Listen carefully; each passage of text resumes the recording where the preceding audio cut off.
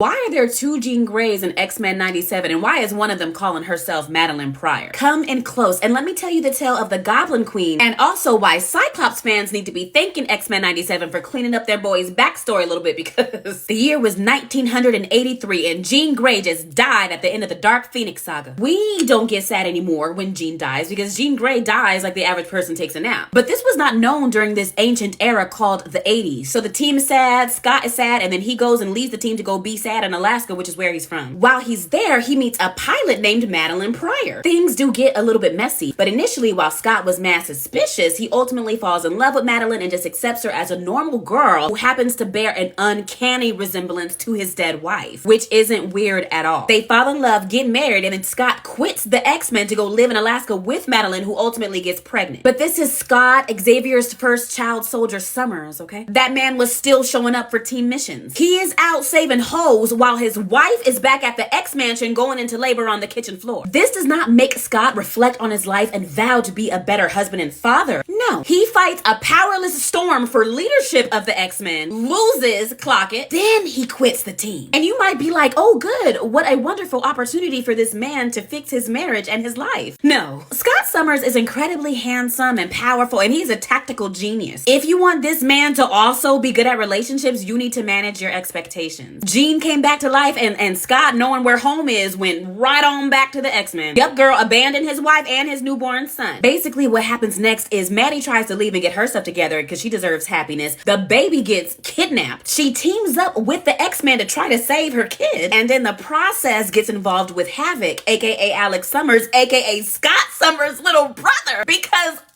she ends up getting knocked into a coma where a demon tortures her with images of Scott and Jean, which ultimately causes her to snap. And honestly, girl, same. This unlocks her psychic abilities and magical abilities that she uses to summon demons. And again, girl, same. And when Madeline confronts Mr. Sinister, who stole her baby, he tells her that she is a clone of Jean Grey that he created, that the Phoenix brought life into when Jean had died. And he was the one that orchestrated her and Scott meeting so that he could take the baby that they made between them. On top of everything else that I just mentioned, imagine being frustrated and insecure because you keep getting compared to your ex's ex and you will just never be her. And then you find out that you are literally that bitch's clone. Gave your husband a son and he still went back to her. I'm just gonna take this moment and say that anything that Madeline Pryor does as a villain is justified, because what the fuck? And Jean, you ain't really a girl's girl, because how you ain't crushed that man's testicles once you found out how he played with somebody's heart in the name of loving you? There's so much more to Madeline Pryor's story, but that's everything that's relevant to episode 3 of X-Men 97. And y'all see how they switched it up, right? Made Cyclops a much less shitty person and gave us a very complicated, iconic storyline in